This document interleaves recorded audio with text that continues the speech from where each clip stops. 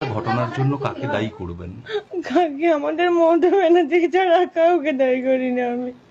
উনি একমাত্র দায়ী। উনিও তো কারো মা, কারো পিসি। ওনার কি মনে হয়নি যে এটা ঠিক নয়? আমার দুটো ছোট ছোট বাচ্চা, আমরা খাবো কি?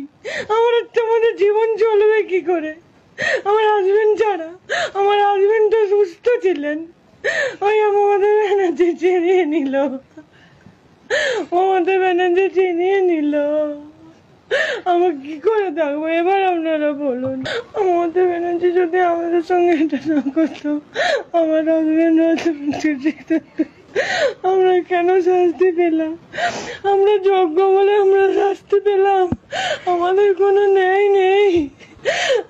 আমরা গরিব বাড়ির ছেলে মেয়ে, এভাবে পড়াশুনো করে যে সার্ভিস পেয়েছে। আমার শ্বশুর বাড়ি খুব গরিব, সেখান থেকে সার্ভিস পেয়েছে। কোথায় টাকা পাবো যে আমরা টাকা দিয়ে সার্ভিস পাবো? এই চিন্তায় আমার হাজবেন্ড শেষ হয়ে গেল। টেনশনের জন্যই, মানসিক টেনশনের জন্যই।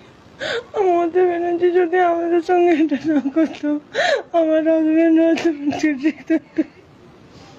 আমরা কেন শাস্তি পেলাম?